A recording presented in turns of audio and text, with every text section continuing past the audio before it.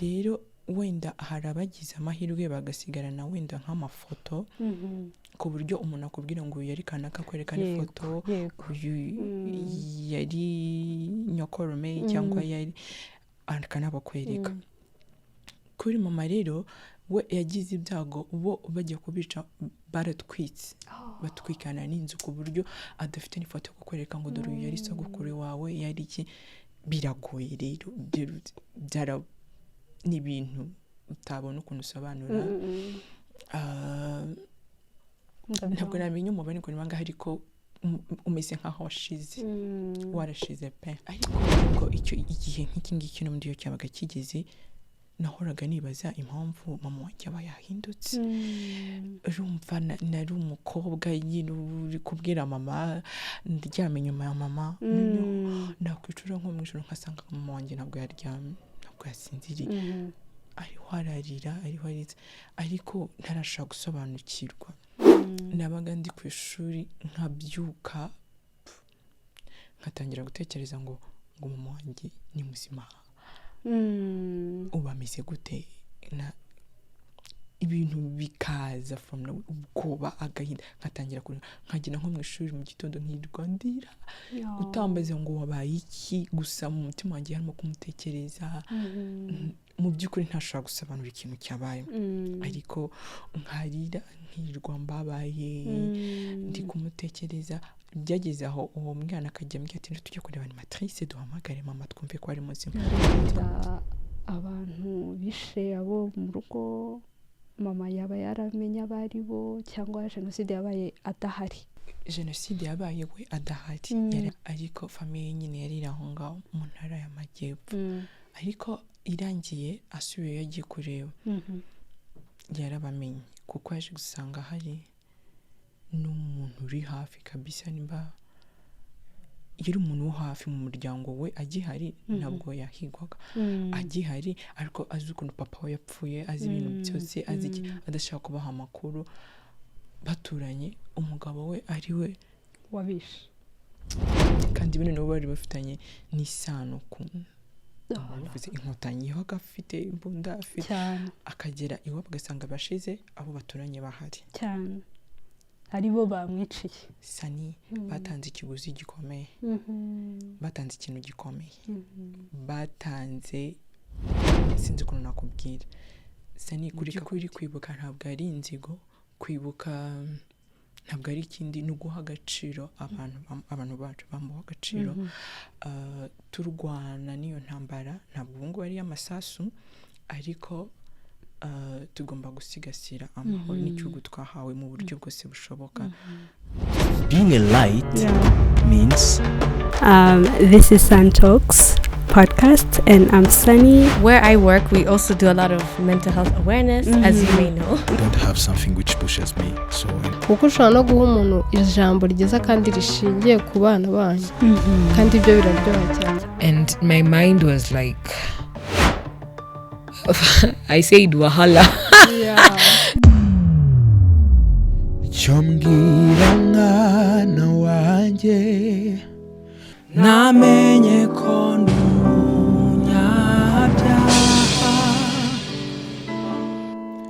making a list.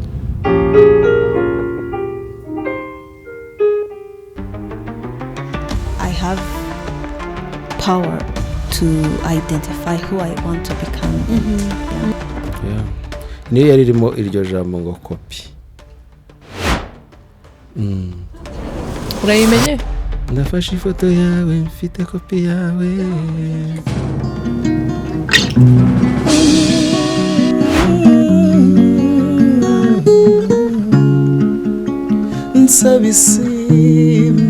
Now when you let it go into God's hands, that's when He comes out with a better version of your life.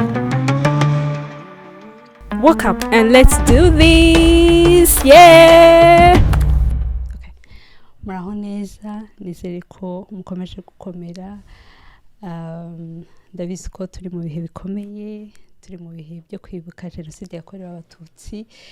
mu 1994 rero ndabasabira mwese gukomezwa na Yesu, gukomezwa n'Imana, ikomeze ibaha imbaraga, iduha imbaraga muri rusange twebwe nk'u Rwanda, ikomeze ababyeyi, abana baburiye ababyeyi babo muri jenoside, ababyeyi baburiye abana babo n'abatware babo n'abamama muri jenoside yakorewe Abatutsi.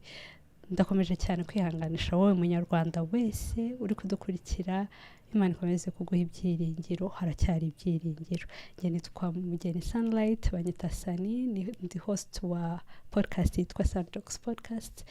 Ni karibu nanone ku basanzwe, ku badasanzwe baza ahangaha, ni karibu. Dukunda abantu bashyashya, mugenda musharinge nk'ibisanzwe. Imana ibahe umugisha. Uyu munsi rero twagiriwe ubuntu, dufite umushyitsi wadusuye. Jyana amakuru. Ni meza. Umerewe uti? Meze neza, ndashima Imana. Ndakomeye muri ibihe bitoroshye. Hamwe n'Imana meze neza. Imana ishimwe.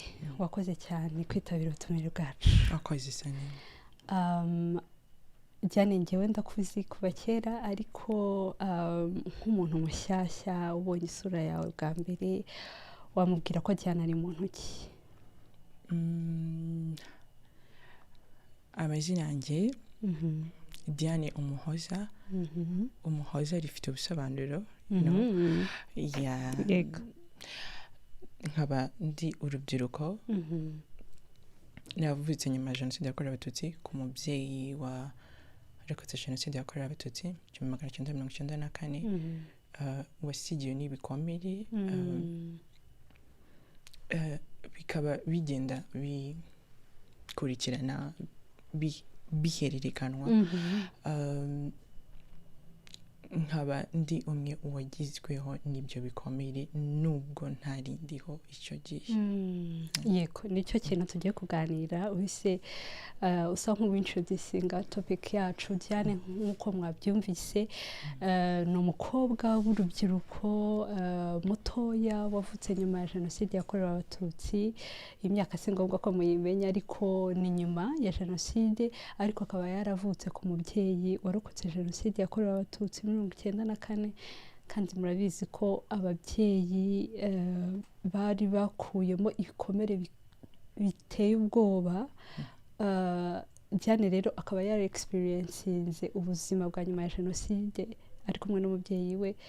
Nicyo kintu tujye kuganira. Tujye kuganira abana bavutse nyuma ya jenoside ariko nanone bakagerwaho n'ibikomere byatewe na jenoside yakorewe Abatutsi.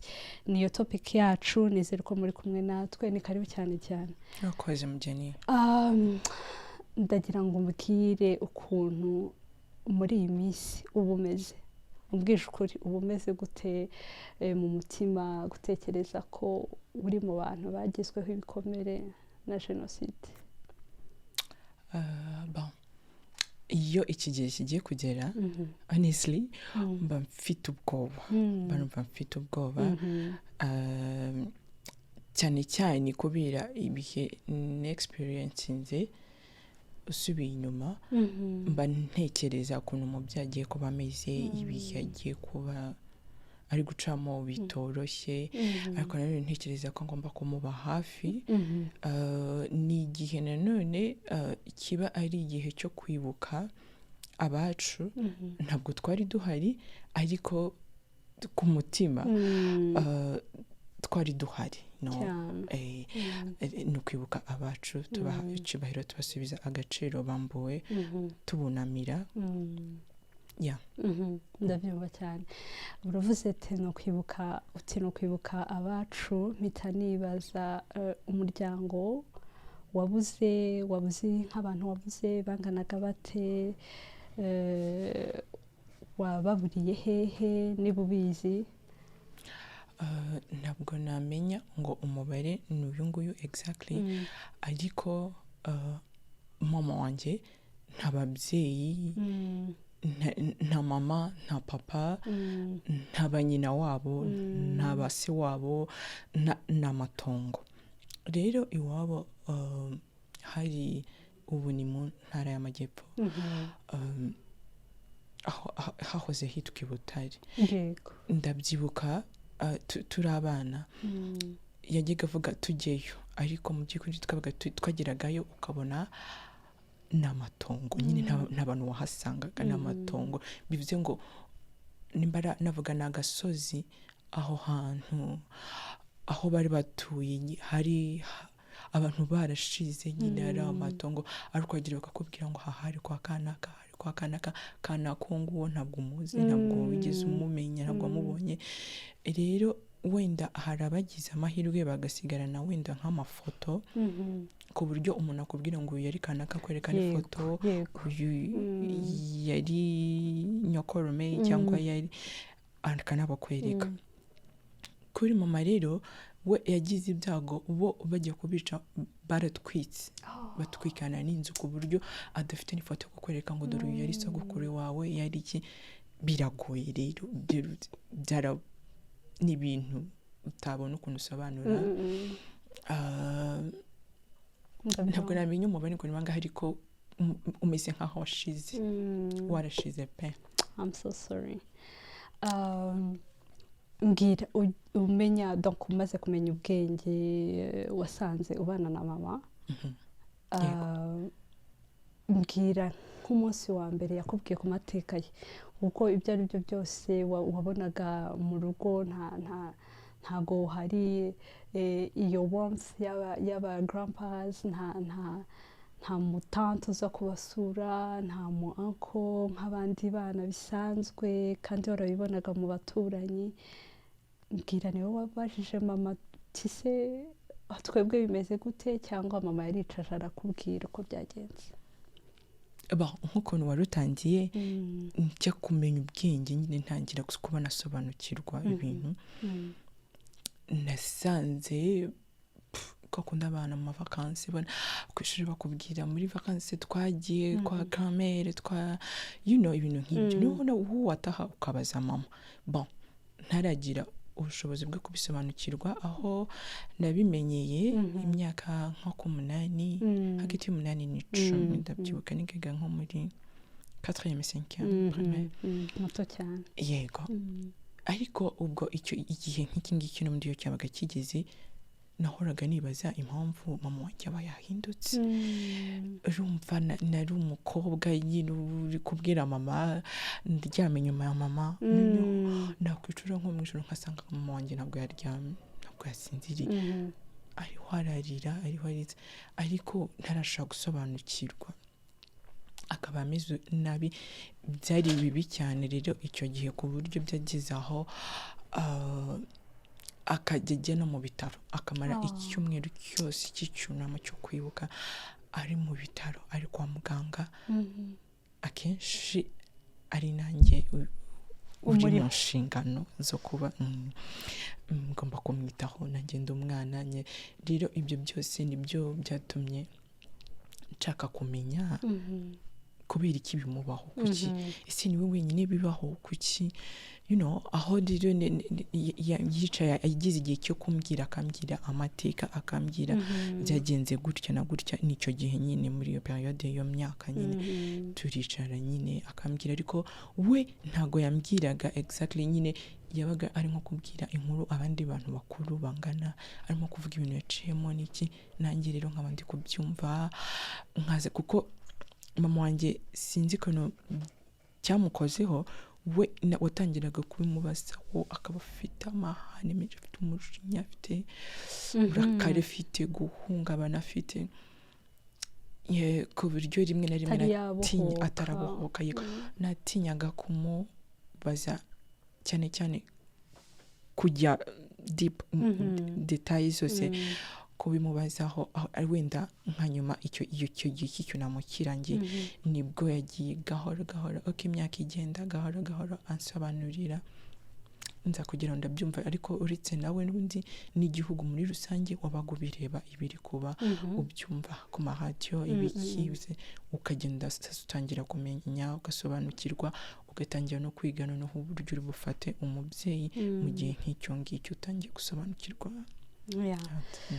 birumvikana ariko se urumva wabimenye ukiri muto cyane kubera ingaruka zamugezeho zatumye agaragaza noneho ibikomere bye fizikama ukabibona n'amaso ariko wowe nk'umwana ubungubu urakuze wowe nk'umwana mutoya yakirya gihe ubona ingaruka byakugizeho amareaction ugira ubungubu byaba byarakugizeho yaba ari ayahe?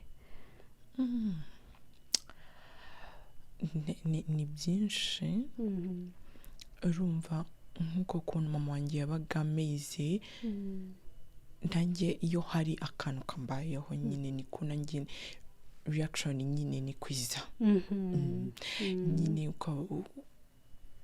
ntabwo navuga ngo kugira ubwoba guhangayika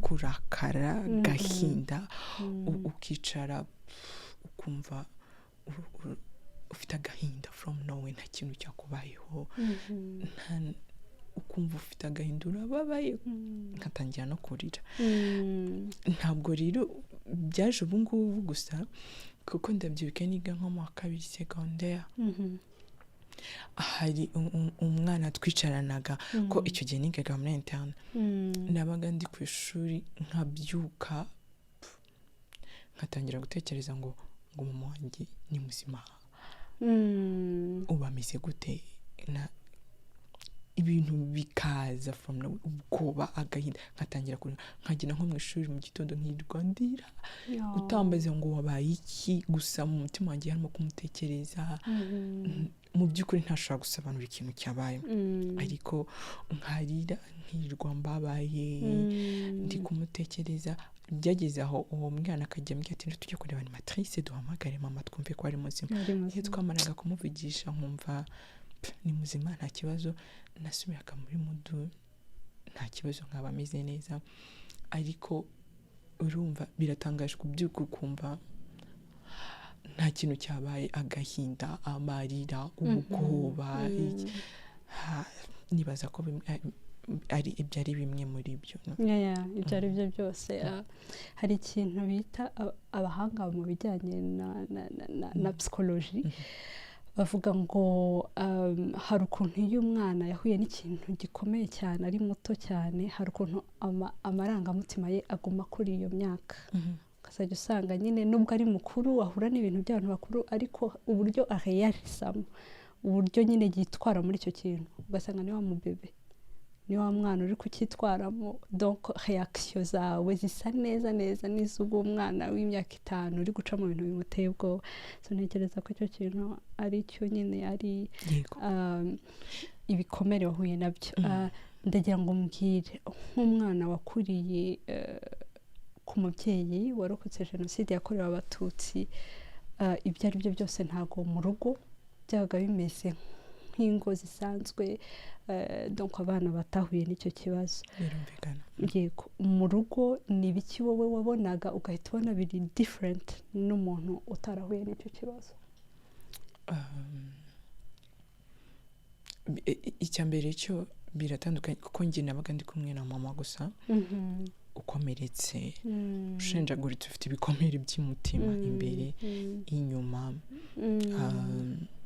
urumva byabaga bitandukanye n'izindi ngo kuko izindi ngo ababyeyi baba ari bo bita ku bana ntabwo navuga ngo ntabwo yanyitagaho yakoraga inshingano nk'umubyeyi ariko nanjye nafashe inshingano icyo gihe ndi muto zo kumwitaho no kumenya exactly kumuhangayikira kumumenya uko ngomba kubana nawe nkagenda mwakira ayo mareaction yiwe uko ngomba kumenya kubana nayo niki urumva byabaga bitandukanye n'izindi ngo iyo wageraga ku ishuri cyangwa ufite umwana w'umushuti yakubwira papa yankoreye n'ibi mama yakoze gutya na gutya byabaga bitandukanye ko ntabwo nabibonaga mu by'ukuri atari uko wenda agukunda ko umwana we yarakubyaye ariko kubera ko we nimba navuga ngo nta capacity yo kuba nawe ubwe ibyo yagombaga gutanga yarabikeneye yarakeneye urukundo yarakeneye kwitabwaho donc bigatuma urugo rwacu rutandukanye n'izindi ngo kuko nanjye ubwanjye nk'umwana nabaga mfite izo nshingano cyane ntakabaye mfite kuri iyo myaka yanjye. urugero nk'icyo gihe mu by'ukuri wiga muri 4e primaire cyangwa no hasi aho kumenya ko umubyeyi wawe arwaye ari wowe uri bumwiteho, wari uzi guteka? 4e primaire nari nzi guteka uzi guteka ukabyitaho, nzi gusigara ku rugo, nkakinga nkaryama, ushobora kwirarana mu rugo. yego nkaba mbizi ko ndi bubyuke nkateka nkajya ngashyira mu mugi kwa muganga. I'm so sorry. Byari byo byose biri traumatic ku mwana ungana gutyo rwose, kubona ibintu bingana gutyo, nubwo n'ababyeyi baciye muri ibyo bihe byari ibihe bikomeye cyane kuri we kugira ngo yakire, kandi yakire n'umwana uje ku isi aje nyine muri ibyo bikomeye, ntabwo ari ikintu cyoroshye kandi ntabwo byari bimworoheye na gato pe. ntekereza ko birumvikana cyane. ndagira ngo mbwire, ndabizi ko uri umukristo, ese ibyo bikomere byawe byaba byaragabanutseho, waroroshye, warakize ukurikije igihe cyawe cy'icyo gihe ngiye nkuzi n'igihe wakijijwe? yego gusenga n'ubuzima sani, hari indirimbo ijya ivuga ngo gusenga n'ubuzima, gusenga n'imibereho. gusenga rwose nibaza ko iyo hatabaho gusenga sinzi uko nari kuba meze. sinavuga ngo hari icyo byagabanyije, ahubwo byarafashije, sinzi ko navuga ngo burundu. buriya umuntu udasenga sinzi ukuntu abayeho. gusenga n'ubuzima, gusenga byaramfashije, navuga ngo byarankijije ahubwo. ntabwo ibikomere bikira, ni it's a process, ahubwo twiga kubana nabyo. ariko umuntu aba yifitiye hope kubera ko wasenze, ufite ibyiringiro hamwe no kwizera, ubuzima bubona icyerekezo, ubona ejo hazaza kubera ko wasenze, uba wumva ufite amahoro y'umutima kubera ko wasenze. byarafashije cyane. amen. njyewe ntekereza ko iyo umuntu ari muto yashobora kuba ataba yakamenye uburyo yitwara mu bikomere ariho aracamo, ku buryo utanabimenya ko nyine wanakomeretse. ushobora kugenda nk'umwana usanzwe, yego nyine ugahura n'ayo makirize atandukanye, ariko ukumva ni ibisanzwe. n'ubundi niko bigenda, ntabwo ubimenye icyo gihe, ahubwo uko ugenda ukura nibwo ugenda urealize, ukavuga uti ariko nibwo ugenda ubimenya, ariko icyo gihe uri umwana ntabwo wasobanukiwe ibyo ari byo, wumva ari ibisanzwe. ni ibisanzwe, niko bimeze, ngomba kubyakira gutya n'iki. ariko iyo utangiye kurealizinga ko burya hari uko uyajisa abandi bantu batayajisa mu buzima busanzwe bari muri iyo situation, cyangwa ubwo bwoba, iyo anxiety umuntu ahura nayo. n'iki, jenoside yakorewe abatutsi ni ikintu gikomeye cyane kuko yageze ku bantu batari bayirimo. ugasanga nk'umuntu yari hanze y'igihugu ariko akaza agasanga umuryango we wose warashize, barahari benshi cyane. ugasanga umuntu yari mu nkotanyi agasanga aho yasize bose bashiriye aho ngaho. umwana ukivuka agatangira gustrugglinga bigeze aho ngaho, kandi mu by'ukuri atarayibonye. so ni ikintu kigari cyane cyakoze ku bantu bose muri rusange. niyo mpamvu tuvuga tuti mukomere abanyarwanda muri rusange, kuko umwe cyangwa undi twese byatugezeho mu buryo butandukanye. ariko ndagira ngo nkubaze, mwaba mwaramenye wenda abantu bishe abo mu rugo, mama yaba yaramenye abo ari bo, cyangwa jenoside yabaye adahari, atari mu rugo? jenoside yabaye we adahari, yabaga i Kigali, ariko famiye nyine yari iri aho ngaho mu ntara y'Amajyepfo. ariko irangiye asubiyeyo agiye kureba, yarabamenye kuko yaje gusanga hari n'umuntu uri hafi kabisa, nimba yari umuntu wo hafi mu muryango we agihari ntabwo yahigwaga agihari ariko azi ukuntu papa we yapfuye azi ibintu byose azi adashaka kubaha amakuru baturanye umugabo we ari we wabishe kandi bene nabo bari bafitanye n'isano ku imore kabisa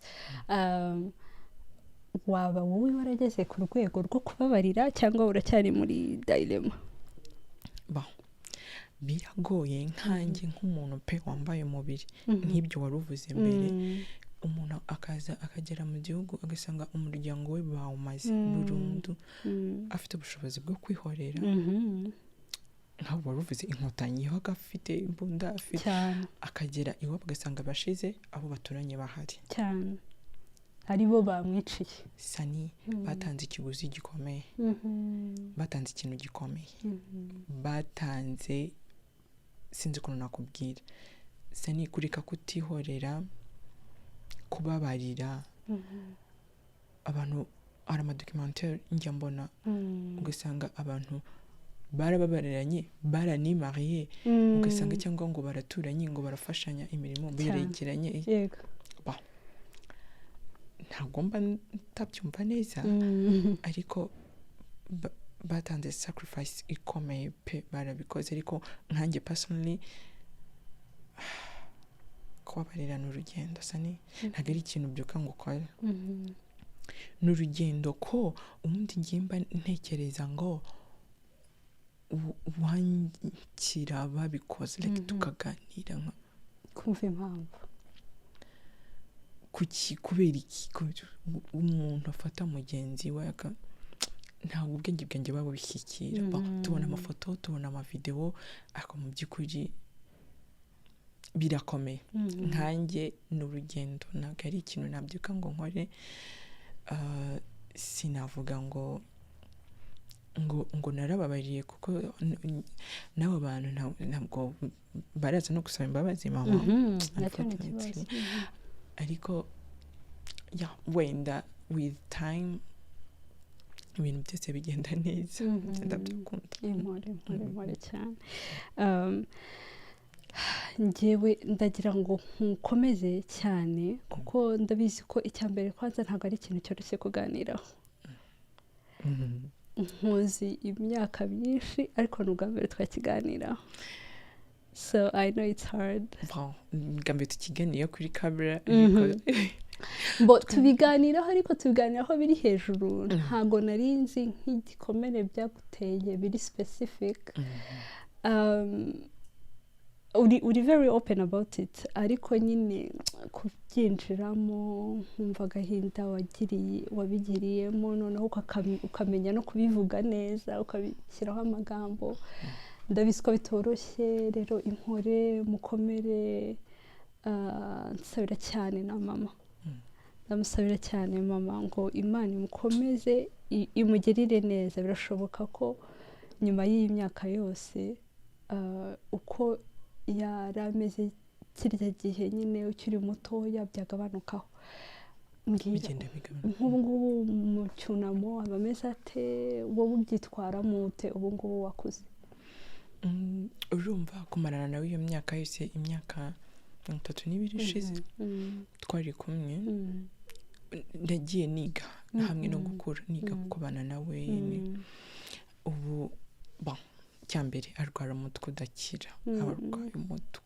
umutwe umumereye nabi gusinzira ni ikibazo ntasinzira ntabwo aryama mu cyumba ngo asinzire aryama muri salo akajya aryamaho gatoya akongera agakanguka nijoro noneho aba yicaye atarareba ryakije ntashobora kujya mu mwijima noneho akajya ababwira ngo mufunga ahantu hose ngo mureke ahantu hose hafunze ngira ngo hari nk'umunsi agera muri ibi bihe akumva neza asubiye muri ibyo bintu ikindi tumurinda kureba televiziyo cyangwa kumva radiyo kuko biri mu bintu bimusubiza inyuma cyane cyane nibwo buryo bwe bwo hari abandi babyumva kuko baba bafite wenda izo mbaraga cyangwa bumva ari uburyo bwabo ariko we turabimurinda ko bimusubiza inyuma cyane. Muri iki gihe ni uko nguko aba amerewe, hama njyewe icyo nkora ni ukuba ndi kumwe nawe. Ni kuba ndi kumwe nawe akambona amubwira warashibutse, abandi barashize baragiye ariko uramfite uradufite, umuhoza nyine. Ajya ambwira ngo akimbyara nyine yarandebye ngavuga ngo uyu ni umuhoza, agiye kumpoza. Abo abandi bose nabuze niki, ngiye kongera kubaka umuryango. Amubwira ati ndahari, umuhoza ndi hano, ntacyo ukibaye, ntabwo ugipfuye, turahari, warashibutse, hari icyizere cyo kubaho. Nkaba ndi iruhande rwe kumubwira amagambo meza amuhumuriza, kumukorera ibintu akunda n'iki, iminsi tukayisunika ikarangira. Wowe se what about you? Wowe ni bya bindi wavuze, hari igihe muri ako kanya wowe utakiri kwirebaho, urimo kumurebaho cyane, ahubwo nyuma yaho yego kagukubita God, ugatangira nyine gute. Rero ibi bintu by'ibikomere akenshi biba bifite ikintu gitriggeringa. Iyo n'ubundi mu buzima busanzwe ikintu runaka kibaye, uravuga uti n'ubundi wenda niko byagenze gutya, wenda nuko ugatangira kwiha impamvu ubihuza n'ibyo ngibyo byose, ugasanga bigukubise hasi. Ariko nyuma yaho nibwo ngiramo utubazo, ariko nyine nkagerageza kwikomeza, ubuzima bukagenda.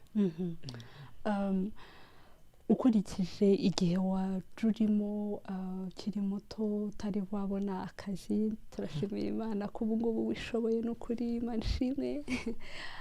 Ariko mbere utari wabona uburyo ubaho neza, nyine ngo uvuge ngo ubu ngubu iki ngiki ngishatse nagikorera mama aka kanya, nanjye nakwigurira ibyo kwambara, mfite uburyo nishoboyemo mu buryo bumwe cyangwa ubundi.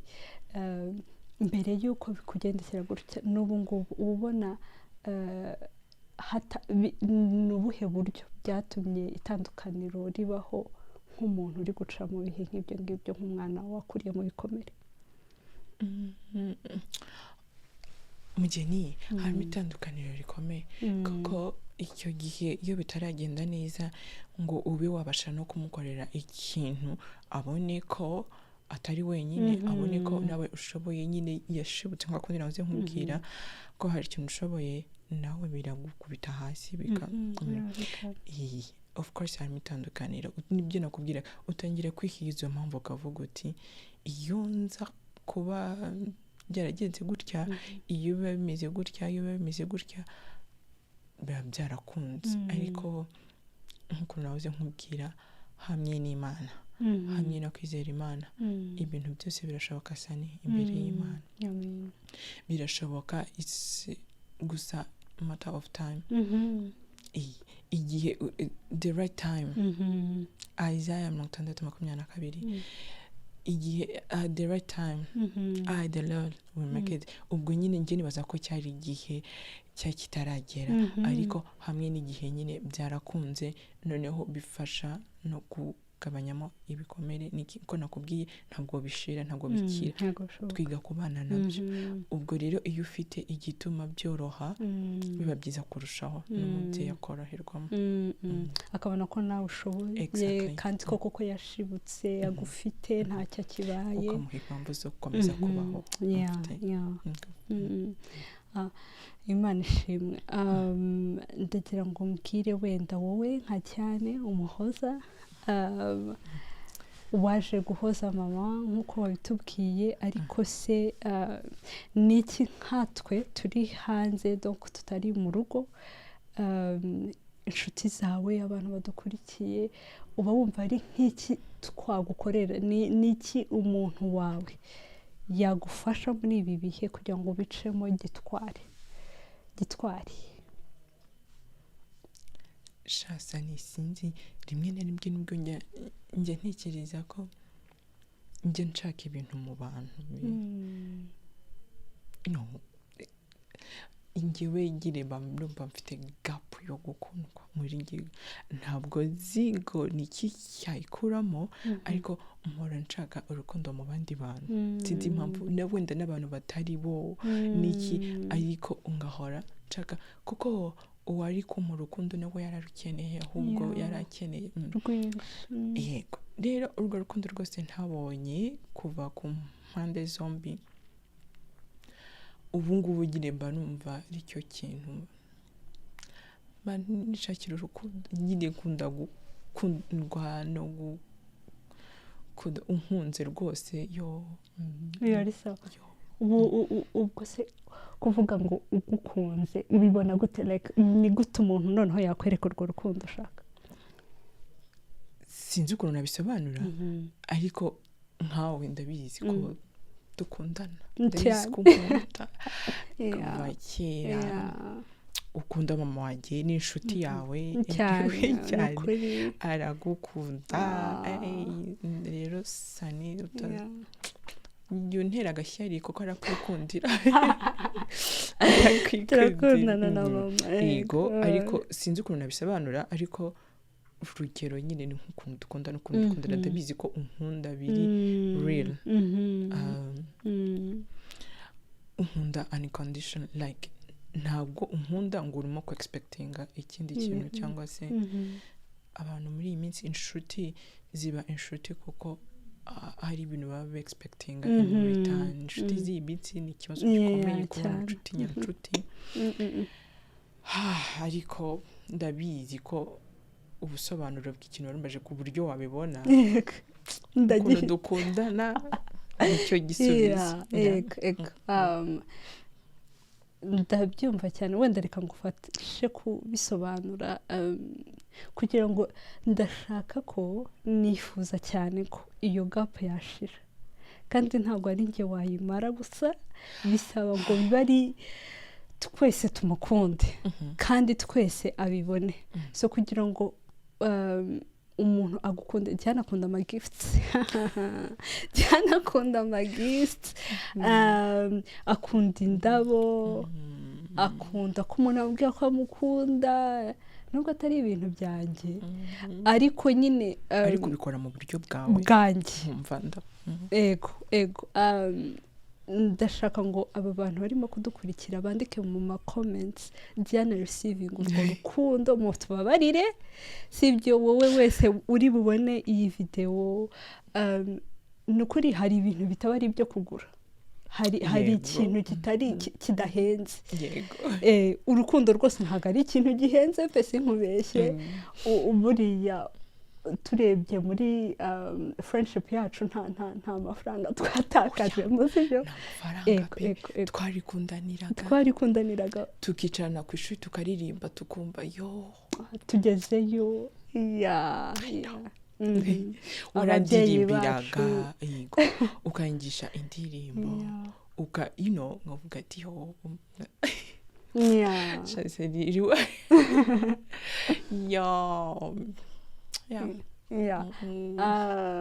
ntabwo dufite uburyo twabivugamo, ariko njye ndabizi neza ko abantu bamfollowinga bakurikirana ibi biganiro bazi cyane gukunda, barabinyeretse. So please you guys, tumukunde, tumushyigikire mu bintu byose ari gukora, ariko se for now urarize none ndi umva utandiza se kuko uri kunsubiza nyine muri cya gihe cyo ku ishuri nyine ariko durimbira n'indirimbo ndazibuka.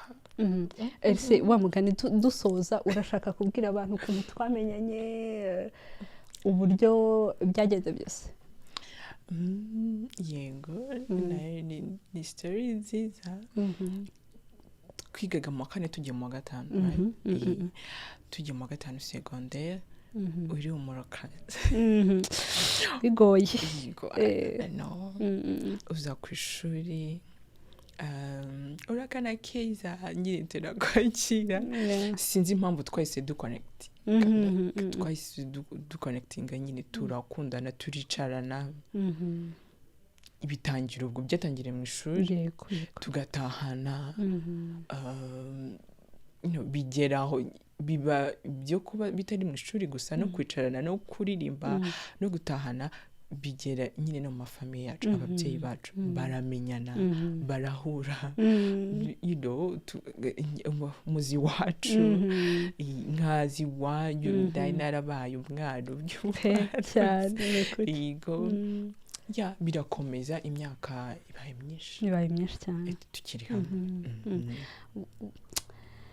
Imana igihuza abantu izi impamvu ibahuje ntago nzi impamvu uyu munsi ari wowe nahamagaye n'ukuri mu bantu bose ariko narinzi ko ukeneye kuganirizwa gukomezwa ukerekwa urwo rukundo mbone no kubwira ko duhari anytime situationship yose waba urimo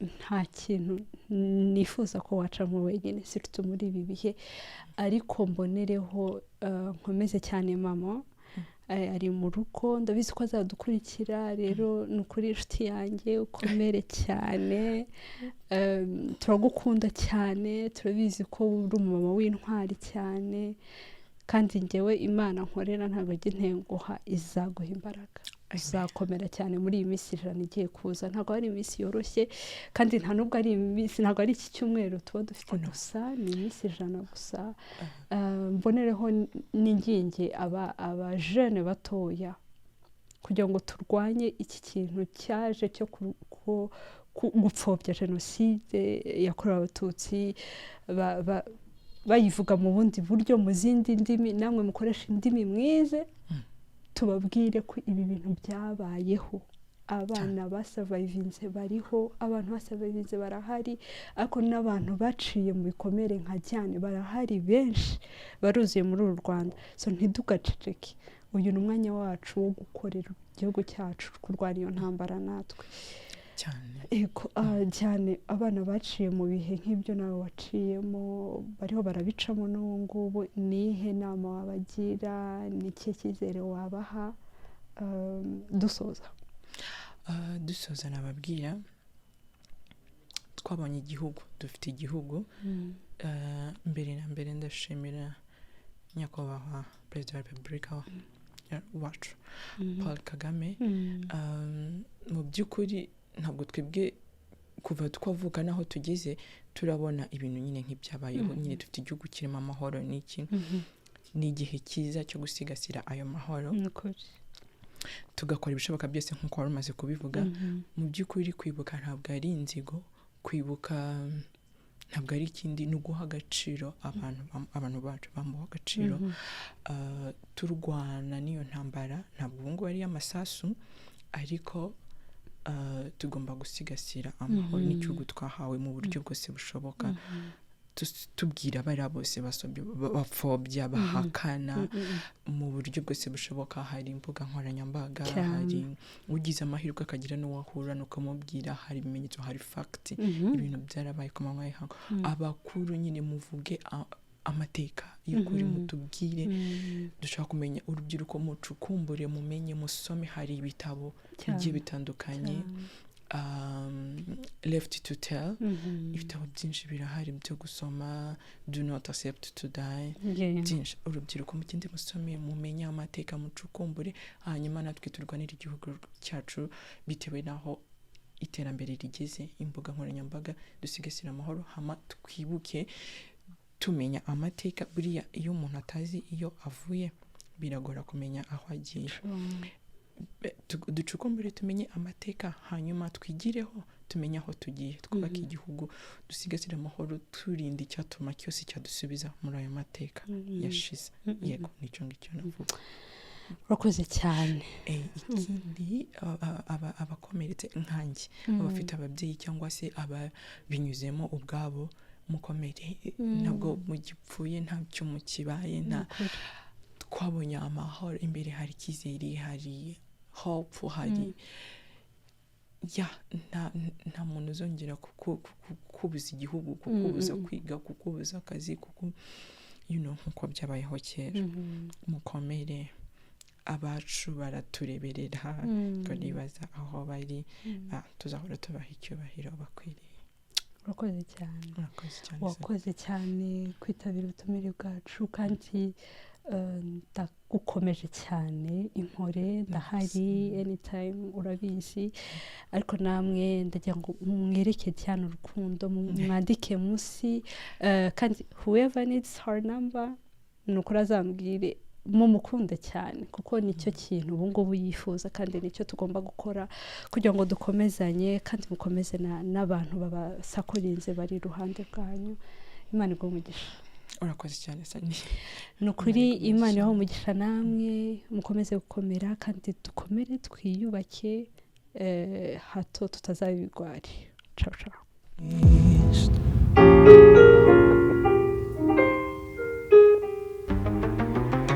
I have power to identify who I want to become.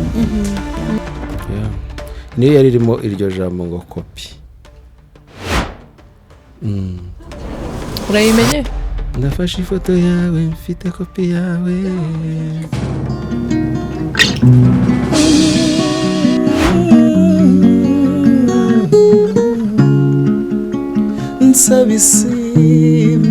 Now, when you let it go to God's hands, that's when He comes out with a better version of your life.